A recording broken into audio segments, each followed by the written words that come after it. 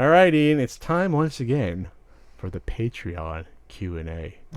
We hear voices and stuff. What was that? Oh. I tried to say something, but there was a frog in my throat. Go to patreon.com/CU podcast if you want to be able to. Leave us a nice voicemail message. Ask us a question. You can ask about why Ian's wearing a blood sport shirt. It's so hot in here. So here's the first question.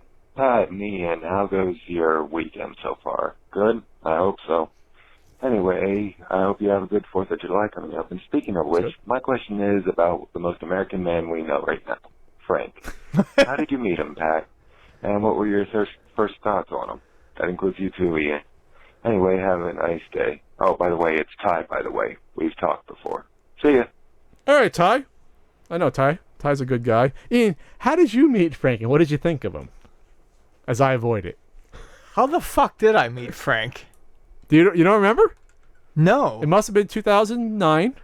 Yeah. Was it that early after I moved here? It was real early after you moved here. Did you come over and have No, dinner with them I on think Sunday? I think it was I think we all went to South Beach for fish tacos. That seems like the most. Oh, when you used to pretend to be my friend and go out to dinner with me. Oh, and hang shut out. up! I've been inviting you over lately. Lately, there it is. Lately. But yeah, I think it was South Beach, and Probably got the Nacho Supreme. Now I'm remembering it. Oh. Yeah, we probably got the Nacho Supreme. I found out that he enjoyed Anchor Steam because I like Anchor Steam beer as well. Yeah, we talked beer.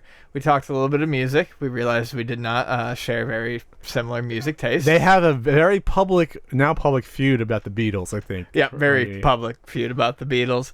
But no, I hit it off with Frank very, very quickly. We also share some other hobbies. But yeah, I like Frank dearly. Frank and I get along great. And You don't see him often enough. No, I don't see Frank often. You don't see me often enough, to be honest. No, I don't. Oh. But yeah, no, I do love Frank, and Frank is a very American man. So, what was the other part of the question? How did I meet him? I don't know. Next question. Hi there, Pat, and hi there, Ian. This is Karen. Hey. The Steam Summer Sale happened recently, and I, again, bought a bunch of good games since the prices are so low. But, I will never have the time to play any of these because I'm busy doing other things. Yet everyone on Steam does this, and it's kind of traditional. It's practically a meme. But I wonder, are these seasonal, low-price but high-volume sales good for PC gaming? And are they a sufficient replacement for the used game market? And could a model like that ever actually work for consoles? Thanks, Karen. Karen was a contributor to a certain NES guidebook. I knew that was coming. So her question was the Steam sale, and would something like that potentially could something like that take the place of the used game market on consoles? She also asked if that's good for gaming in general, having these big giant sales. Yeah, I think it can be, because, well, I can only speak for myself. When a big game like Civ 6 comes out, I'm not waiting for it to go on sale. I'm buying Civ 6. Fire Pro came out on early access, $20. That price may go up when it's not on early access. I'm not waiting. I'm buying it because I've been looking forward to it. Mm-hmm.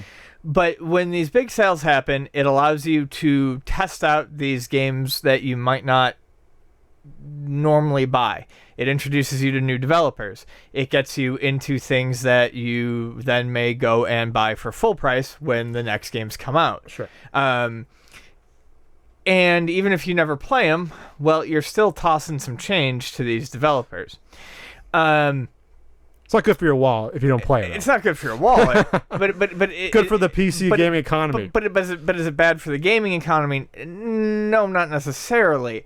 Could something like this work for consoles? I think it already is. Especially, I don't know so much about the Xbox, but PlayStation has done really well with flash sales, and it has got me to buy digital copies of games at lower than, I think, used prices that I normally would not have, that I've then been able to try out.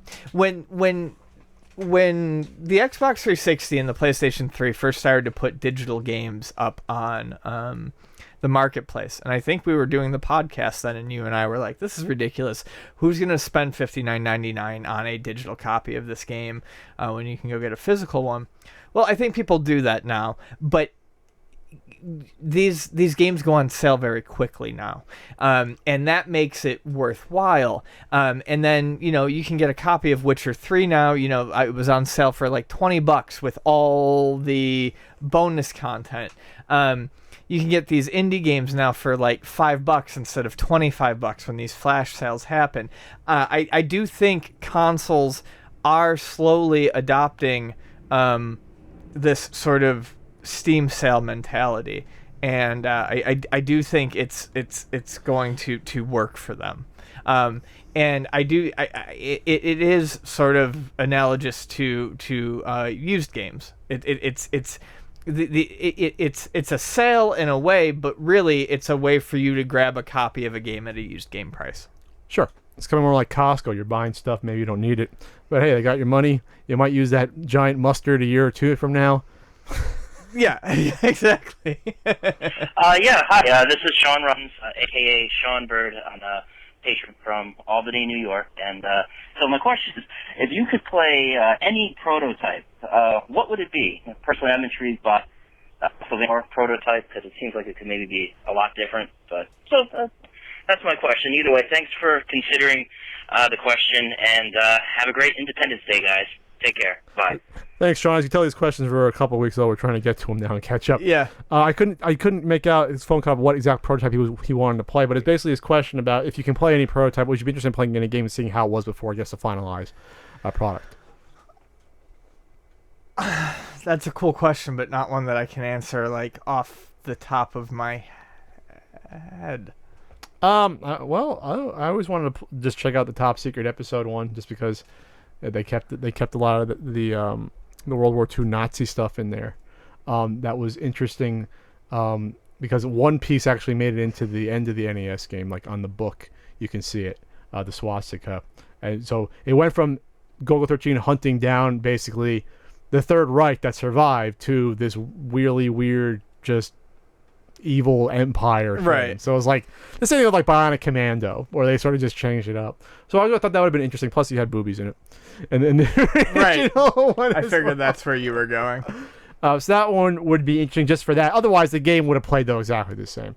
I'm trying to think if there'd be a game would love to have seen if they changed the gameplay drastically from the start to the end, or if it went in a totally different direction. But not really. It doesn't happen as much. Yeah, I can't think of much.